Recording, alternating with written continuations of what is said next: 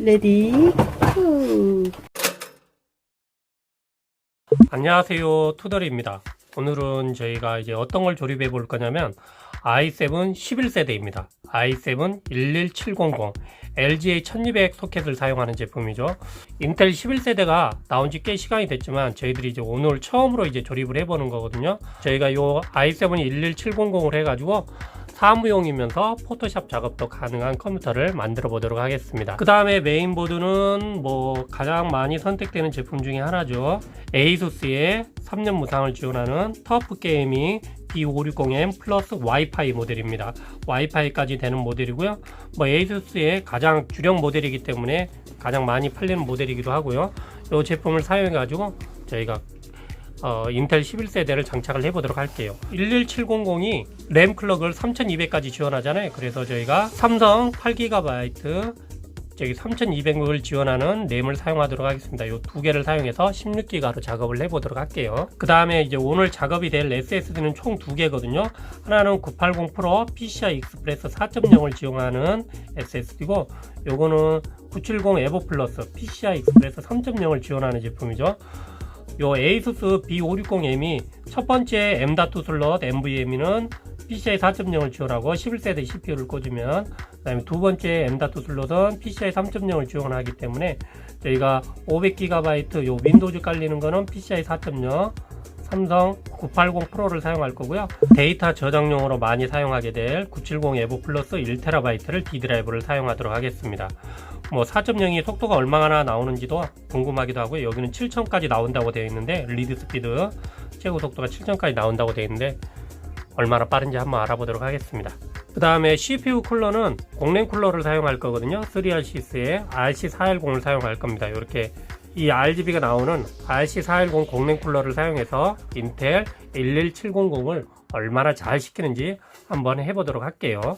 그 다음에 이 컴퓨터가 원래 이제 사무용이 이제 주 목적이고 포토샵 작업도 이제 하실 용도거든요. 그래서 이제 그래픽 카드가 어차피 이제 내장 그래픽도 가능하지만 그래픽 카드를 따로 다는 쪽으로 이제 결정을 했어요. 그래서 그래픽 카드를 어떤 걸 달까 하다가 1650 슈퍼를 달기로 했습니다. 요즘 구하기 힘든 그래픽 카드이긴 하지만 내장 그래픽보다는 훨씬 좋은 성능을 가지고 있는 그래픽 카드이기 때문에 요 1650 슈퍼를 사용해서 작업을 해보도록 하겠습니다. 그 다음에 파워는 저희가 뭐 가장 많이 사용하는 파워 마이크로닉스 클래식2 600W입니다. 뭐 워낙에 자주 사용하고 분량이 거의 없는 제품이라서 이번에도 믿고 써보도록 하겠습니다. 그리고 케이스는 다크플래시의 DLX21을 또 사용하도록 하겠습니다. 제가 요즘 가장 많이 사용하는 케이스고요. 선정리랄지 이런 부분들이 아주 편하기 때문에 저 케이스를 사용해서 작업을 해보도록 하겠습니다.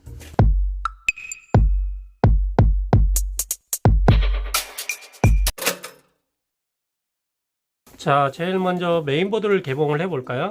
ASUS의 B560M 플러스 와이파이 모델이고요. 와이파이 모델이다 보니까 와이파이 안테나가 들어있습니다. 보드를 꺼내 보도록 할게요. 보드가 지금 한 장 들어있고요. 밑에는 SATA 케이블 2개, 그 다음에 M.2 보정용 볼트, 그 다음에 이건 설명서가 들어있고요.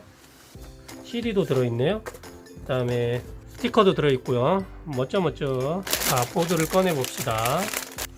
보드는 이렇게 생겼고요. 터프 게이밍이라고 딱 되어 있네요. 근데 이 부분이 설명서가 그림으로 표시가 되어 있네요. 예전에는 여기 없었던 것 같은데 그림이 새로 생긴 것 같아요. 제일 먼저 M.2 SSD를 먼저 장착을 해주겠습니다. 요 위에 같은 경우는 PCI 익스프레스 4.0이고 요 밑에는 PCI 익스프레스 3.0입니다. 그래서 요 위에는 PCI 익스프레스 4.0을 지원하는 980 프로 500기가를 장착을 해서 C 드라이브로 쓸 거고요. 이 밑에는 PCI 익스프레스 3.0을 지원하는 970 에보 플러스 M.2 1TB SSD를 장착해서 D 드라이브로 사용해 보도록 하겠습니다. 일단 위에 거 먼저 장착을 해 볼게요. 자, 980 프로입니다. 설명서는 다 챙겨 드리고요. 그 다음에 볼트를 먼저 풀러야겠죠. 이쪽에서 이렇게 채우게 되어 있네요. 채워주고 이렇게 누른 다음에 손가락으로 착 제껴주면 되는 타입으로 되어 있습니다. 좀 편하게 되어 있죠. 잊어버릴 염려도 없고요. 그 다음에 M.2 뚜껑을 달아줘야 되는데 여기 이렇게 써멀 패드 비닐을 떼어주고요. 장착을 해주겠습니다.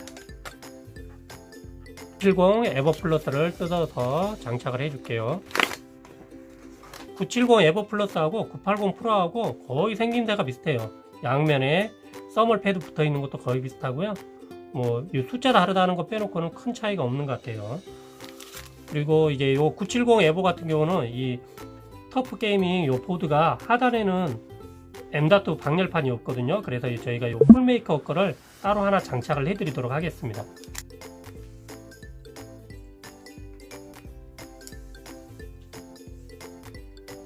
폼으로 이렇게 딱 고정을 해주고요. 요거는 위쪽하고 반대 방향으로 들어갑니다. 이렇게 하고 이렇게 채운 다음에 자 요렇게 하단 M.2 SSD도 장착을 해줬습니다. 잘 고정이 됐고요.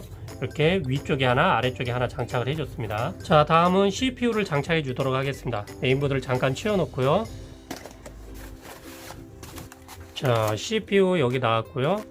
i7 11700이라고 되어 있습니다. 정품 쿨러가 달라진 점이 있다고 하더라고요. 이렇게 검은색으로 변하고 가운데 구리심으로 변경됐습니다. 원래는 구리심이 아니었는데 구리심으로 변경됐거든요. 쿨러 성능도 좀 더 좋아진 것 같아요. 근데 오늘은 제가 요 정품 쿨러를 사용할 게 아니고 그 사제 쿨러를 사용할 거기 때문에 요건 일단 제껴 놓을게요. 자 이제 CPU를 장착해 보겠습니다. 일단 CPU 소켓 지렛대를 이렇게 제껴 주시고요. 그 다음에 CPU를 꺼내야겠죠. 여기에 뾰족 튀어나온 것이 있고 여기에 뾰족 튀어나온 것이 있습니다. 그거를 요 CPU에 여기에 뾰족 튀어나온 거 여기에 뾰족 튀어나온 것에 맞춰서 꽂아주면 됩니다. 딱 놔주면 됩니다. 이렇게 딱 놔주고 살짝 흔들어 보시면 돼요. 그러면 고정이 잘 됐다는 게 잘 들어갔다는 게 느껴지고요. 그 다음에 뚜껑을 닫아주면 되겠습니다. 잘 닫혔습니다. CPU 쿨러는 RC410을 사용하겠습니다. 그 다음에 액세서리가 들어있죠. 브라켓 액세서리 들어있고 CPU 쿨러가 들어있습니다. 처음 조립하시는 분들 같은 경우는 이 설명서를 꼭 꼼꼼히 보고 작업을 하셔야 됩니다. 지금 제가 이제 할 것 같은 경우는 인텔 1200이기 때문에 이 부분을 보고 설명서를 꼼꼼하게 보시고 꼭 작업을 하시길 바래요. 자 인텔 브라켓 같은 경우는 이렇게 아예 딱 돼 있습니다. 그래서 요거를 후면에서 꽂고 위에서 이렇게 박으면 된다. 이렇게 아예 만들어져 있죠.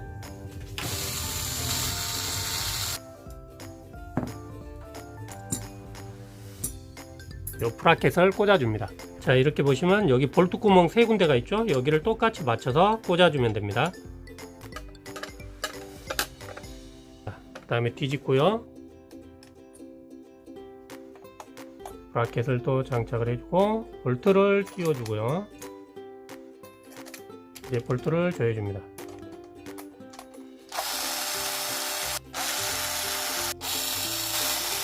자 이렇게 하면 기본 브라켓이 완성이 됐죠. 그 상태에서 이제 요 RC410을 장착해 주면 되겠습니다. 요 RC410 같은 경우는 5V RGB를 연결할 수가 있기 때문에 메인보드 5V RGB 단자에 꽂아주면 요거를 꽂아주면 RGB 색깔을 조절할 수 있어요. 메인보드 프로그램으로. 요거를 장착해 주기 전에 요 볼트를 조일 수가 있어야 되기 때문에 이 펜을 먼저 탈착을 하겠습니다. 펜을 탈착할 때는 손을 다칠 수가 있기 때문에 되도록이면 장갑을 끼고 하세요. 이렇게 떼주고요. 자 요렇게 여기 볼트와 여기 볼트가 딱 맞게 꽂아주면 됩니다. 그런데 일단 그 전에 요거 CPU 저기 히트파이프 밑에 보면 스프레드에 이렇게 비닐 테이프가 되어 있죠. 요거를 먼저 당연히 떼어줘야 됩니다. 이거 떼어주시고 그 다음에 요 CPU 위에다 써멀 그리스 발라줘야 됩니다. 요 비닐 테이프를 꼭 떼시고 눌러주시면 되겠습니다.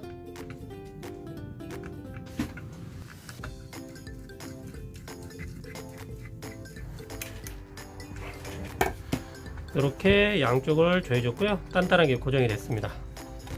이 상태에서 이제 펜을 장착해 주면 되겠죠.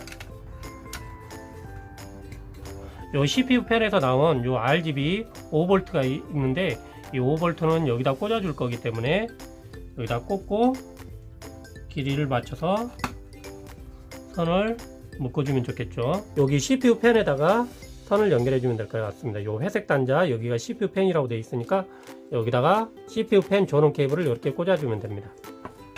자 이렇게 보시면 케이블들을 묶어 가지고 요 CPU 펜 밑으로 넣어줬습니다. 그 다음에 5V RGB 이렇게 연결해 줬고요. 이렇게 해주면 될 것 같습니다. 그 다음에는 이제 램을 장착해 줘야겠죠. 램 같은 경우도 지금 현재 보통 일반적으로 2번하고 4번에 많이 꽂거든요. 그래서 2번하고 4번에 꽂아 주도록 하겠습니다. 먼저 2번에 꽂고 눌러서 딱 소리가 나게 넣어주면 됩니다. 메인보드 기본적인 가조립은 된 상태입니다. 이제 이 상태에서 파워를 연결을 해가지고 화면이 나오는지 확인해 보도록 하겠습니다. 파워하고 그래픽카드를 연결해서. 자, 다음은 그래픽카드를 뜯어 봅시다.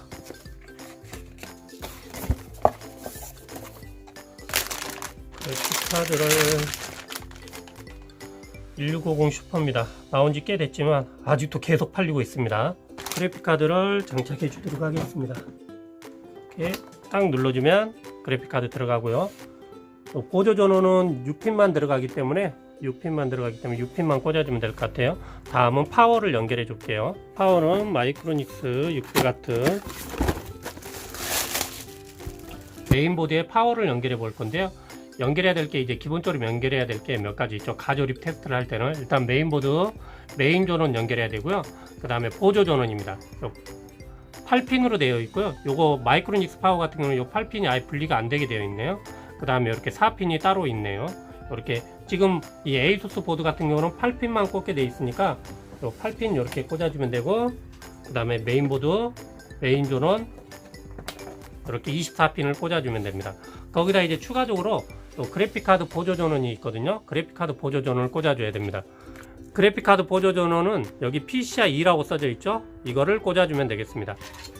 여기다가 이렇게 꽂아주면 됩니다. 그리고 이제 전면 헤더를 연결하는 방법에 대해서 얘기를 해드리면, 리셋 스위치를 여기에 꽂고 요 밑에, 그 다음에 그 위에 파워 스위치를 꽂습니다. 그 다음에 그 왼쪽에는 파워 LED를 꽂고요. 그 밑에는 하드 LED를 꽂아주면 되겠습니다. 파워 스위치 같은 경우는 여기니까 이렇게 꽂아주면 파워를 넣을 수가 있겠죠. 그 다음에 스피커를 이제 꽂아주시고자 한다 그러면 여기에 이제 스피커가 표기가 되어 있거든요. 스피커를 여기 꽂아주시면 되겠습니다. 파워 스위치를 올려주고, 그 다음에 파워 버튼을 딱 누르게 되겠죠. 그러면 이렇게 팬들이 들어가고 LED도 들어옵니다. 삑 소리가 났죠? 그러면 화면이 나온다는 뜻입니다. 네, 화면 나왔습니다. 터프 게이밍 해가지고 New CPU가 인스톨 됐다고 나오고요. F4를 눌러주고요. 보면 i7 11700 2.5GHz가 인식이 되었고요. 스피드는 2500이라고 되어 있고, 메모리는 16GB가 인식이 되어 있습니다. 8GB 3200 두 개 꽂아져 있다고 되어 있고요. 그 다음에 온도는 25도로 나오고 있습니다. 정상도로 잘 나오고 있고요. 그 다음에 SSD 첫 번째는 980 프로가 인식이 되어 있고요. 500GB. 두 번째는 970 에버 플러스 1TB가 정상적으로 인식되어 있다고 되어 있습니다. 자, 이렇게 하면 잘 떴고요. 이 상태로 이제 조립을 해 보도록 하겠습니다. 이 제품도 디버그 LED가 있어서 이쪽에 보시면 불이 들어옵니다. 디버그 LED가 움직이는 게 보이죠? 이걸로 이 컴퓨터에 혹시라도 직접 조립을 하셨을 때 어떤 문제가 있는지 확인하실 수 있게 되어 있어요. 오늘도 육중한 크기를 자랑하는 다크플래시의 DLX21 요 케이스로 조립을 해보도록 할게요. 케이스를 꺼내실 때는 뒤집어서 빼내시면 돼요. 이렇게 해서 딱 뒤집어서 이렇게 빼내시면 되겠습니다. 예전에 이런 거 안 좋은데 뭐가 하나 들어있네. 4핀에서 3핀 변환 케이블을 주네요. 이게 뭐지? 메인보드 3핀 전원에서 사용 가능하도록 합니다. RPM 속도를 제어할 수 있답니다. 오, 이게 전에는 안 되는데 이게 따로 들어가 있네요. 이제는 요거를 주나 봅니다. 요 3핀 그 쿨러 팬 속도를 조절할 수 있는 거를 조금 더 한번 해보도록 할게요. 뚜껑을 빼놓고요. 케이스 설명서가 이렇게 들어있는데요. 케이스 설명서가 다크플래시 제품이 나름 잘 만들어진 편이거든요. 초보 하시는 분들은 이걸 보고 하시면 SSD랑 어디다 장착해야 되는지, 하드랑 어디다 장착해야 되는지 이런 부분들이 설명이 잘 되어 있으니까 한번 봐보도록 하십시오. 조립을 이제 해야 되는데 제일 먼저 조립하기 위해서 이 그래픽카드 지지대를 먼저 빼주도록 하겠습니다. 그 다음에는 메인보드 스탠드오프 위치하고 요거 스탠드오프가 맞는지 확인해 보도록 할게요. 지금 요거 같은 경우는 이렇게 6개만 장착이 되는데 요거는 마이크로 ATX 보드라서 스탠드오프가 이쯤에 위치해야 되고, 그 다음에 여기 2개도 박아야 되네요. 추가를 해 주도록 할게요. 다크 플래시 제품은 이렇게 스탠드오프를 꽂아서 조여줄 수 있는 박스가 들어있기 때문에 요거를 이용해서 조여 주도록 하겠습니다.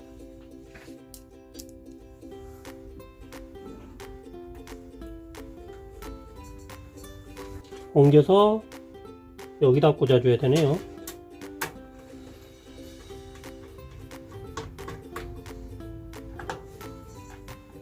옮겨서 여기다 꽂아주고요. 다른 제품들 같은 경우 요 백브라켓이 별도형으로 되어 있는 경우도 많거든요. 근데 요 에이수스 제품은 일체형으로 되어 있으니까 요거 비닐만 이렇게 딱 떼어내고 바로 장착하면 되겠습니다. 자, 아구가 딱 맞게 들어갔네요. 그 다음에 요 볼트 2가지가 들어 있습니다. 요거는 M3 나사, 요거는 M4 나사인데, M3 나사는 SSD랄지 메인보드를 이제 고정해 줄 때 쓰는 볼트고, 요거 M4 나사는 하드 드라이브나 파워 같은 걸 고정해 줄 때 쓰는 나사입니다. 크기가 다르죠. 잘 확인해서 장착을 하셔야 돼요.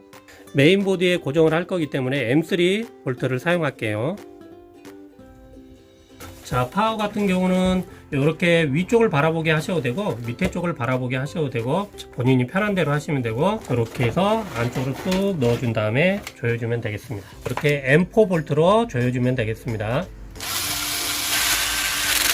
케이블 정리는 제가 매번 얘기 드리지만, 이 DLX21 케이스는 전면 케이블들, 헤더들, 요 케이블이 제일 밑에, 요 찍찍이 제일 밑에 깔리게 하면 되고, 파워 케이블들이 그 위로 올라가면 됩니다. 그렇게 하시면 따로 케이블 타일을 많이 쓰시거나 그러실 필요가 전혀 없어요.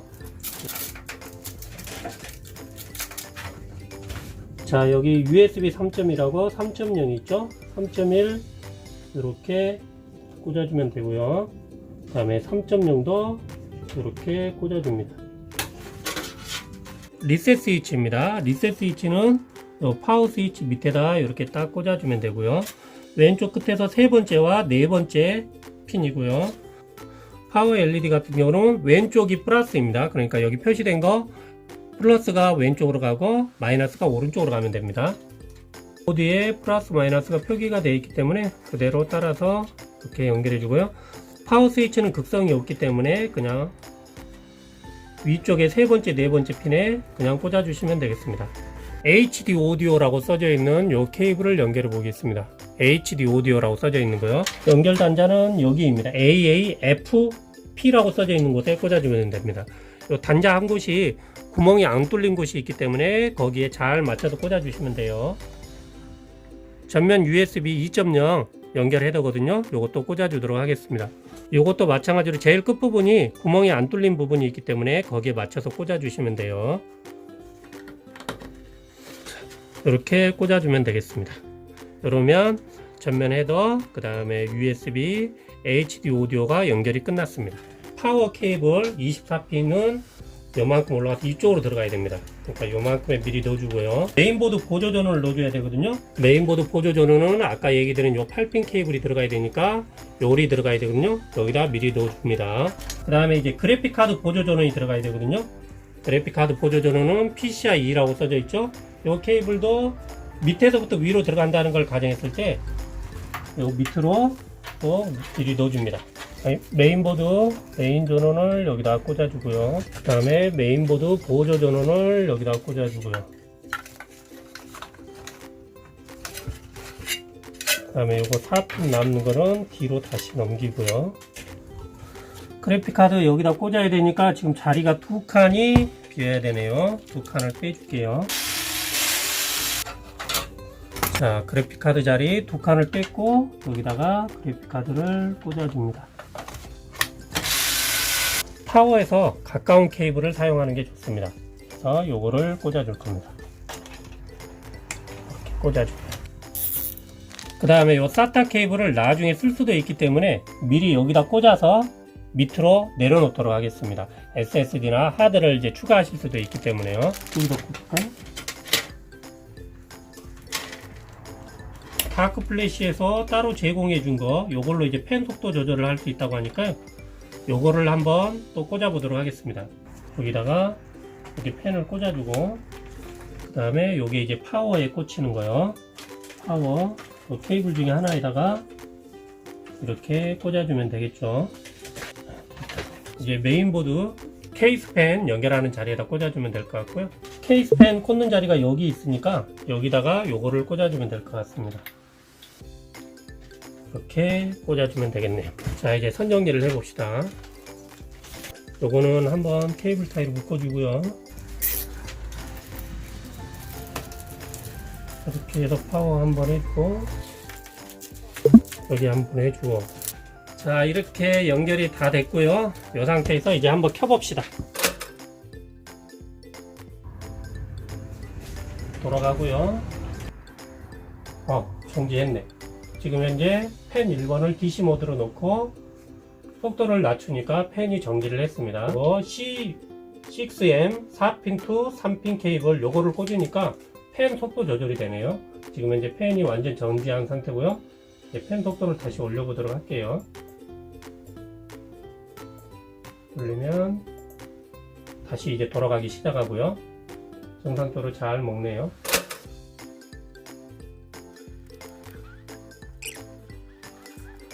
CPU는 i7 11700 2.5GHz 정상도로 인식되어 있고요. 램도 16GB 인식됐습니다. 자, 이렇게 작업이 다 끝나면 이제 마지막으로 또 점검해야 될 것들이 있죠. 요 전면 요 파워 버튼이랄지 리셋 버튼, USB 3.1, USB들 다 버튼들이 잘 먹는지, 그 다음에 USB 슬롯은 잘 인식이 되는지 이런 것들을 해봐야겠죠. 저희가 보면 이렇게 꽂아서 띵동 소리 나죠. 이런 식으로 다 확인들 해주고요. USB 3.1도 다 확인해 드렸고, 리셋 버튼, LED도 누를 때마다 색깔 잘 변하는 거 확인해 드리고요. 이런 기본적인 확인 과정들은 다 해드렸어요. 자, 이렇게 작업이 완료됐습니다. CPU 팬은 잘 돌아가고 있고요. 그리고 케이스 팬은 제가 지금 현재 45도가 돼야지만이 돌아가도록 세팅을 해놔서 돌아가지 않고 있습니다. 이러면 상당히 조용하겠죠. 팬이 안 돌아가니까 온도가 올라야지만이 돌아가고요. 그래픽카드 팬 지지대 이렇게 설치해 놨고요. 깨끗하게 잘 됐습니다. 이대로 이제 테스트를 해가지고 출고를 하도록 하겠습니다.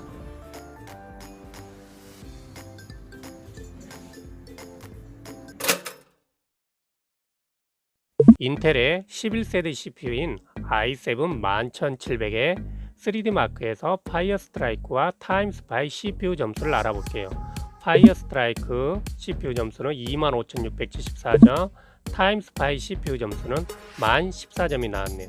AMD 5600X CPU가 파이어 스트라이크에서 24,800점, 타임 스파이에서 8,410점이니까 i7 11700 CPU가 AMD 5600X CPU보다 파이어 스트라이크는 874점이, 타임 스파이는 1604점이 더 높네요. 이걸 보면 i7 11700 CPU가 AMD 5600X CPU보다 더 좋다는 걸 알 수 있죠. 다음은 980 프로 500GB와 970 에보 플러스 1TB를 PCI 익스프레스 4.0 슬롯에 꽂았을 때와 3.0 슬롯에 꽂았을 때 읽기와 쓰기 속도를 서로 비교를 해보도록 할게요.